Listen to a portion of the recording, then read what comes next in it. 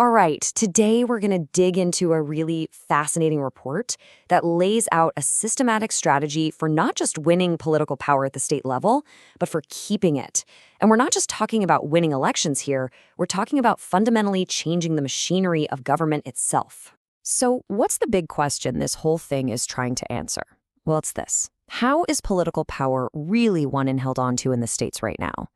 And the answer, as this report suggests, is found in a very deliberate, very replicable playbook. Okay, so here's our roadmap. First, we'll define what this state power playbook is. Then, we'll look at how it's used to rewrite the rules. After that, we'll cover how institutions get captured, how these tactics spread like wildfire. And finally, we'll see how durable these moves really are when faced with pushback. So the main idea here is that we've really entered a whole new era of state politics. The game has changed.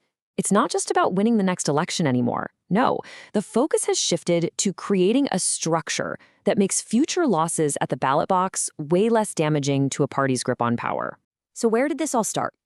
Well, the report points to a really specific moment, the 2010 elections. Before then, things were more balanced. But in 2010, boom, a massive electoral wave flipped a huge number of state legislative chambers to Republican control. And the timing here was absolutely critical because it meant these new majorities were now in the driver's seat for the 2011 redistricting cycle, giving them the power to draw maps that could lock in their advantage for an entire decade. Now, before we go any further, there's a key term you've got to know, a trifecta. It's pretty simple. It's when one party controls everything, the governor's office, the state house, and the state senate. Achieving this kind of unified control is basically the green light for executing some of the more, let's say, aggressive tactics we're about to get into.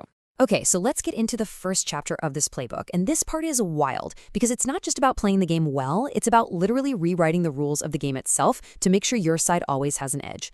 A perfect example of this comes out of North Carolina back in 2016. A Democrat won the governor's race. So what happened? The outgoing Republican legislature used what's called a lame duck session. You know, that weird period after the election but before the new folks are sworn in? Yeah, that. They used that window to pass laws that stripped the incoming governor of really important powers, like appointing people to election boards and university boards. And you might think, okay, that's a one-off. But it wasn't. Just 2 years later, we saw an almost carbon copy of this play out in Wisconsin.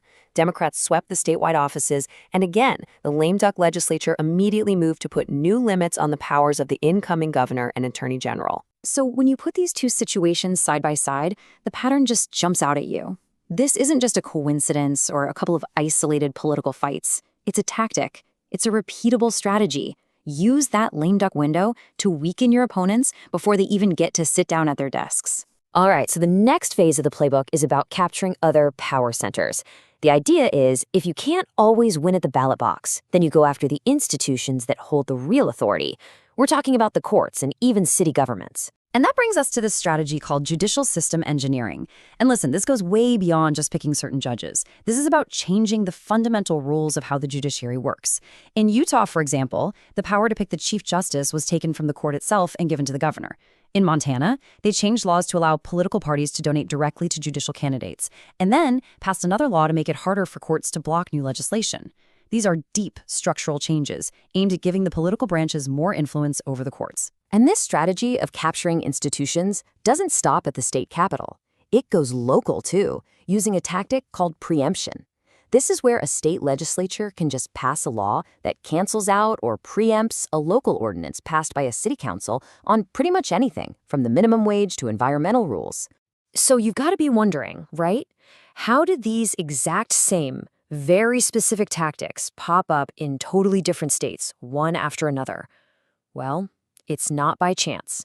The report argues it's the work of what it calls a national diffusion machine. So how does this machine actually work? Well, it's described as this 4-step pipeline. Step 1, an organization like the American Legislative Exchange Council, or ALEC, drafts model legislation. Step 2, think tanks that are part of the state policy network provide the research to back it up. Step 3, state lawmakers introduce that model bill and get it passed. And step 4, if that new law gets challenged in court, an organization like the Republican Attorneys General Association coordinates the legal defense. It's a full end-to-end system. And you can see the results of this machine right here. Look at this pattern. A tactic like the lame duck power grab starts in one place, North Carolina, and then poof, it's replicated in Wisconsin.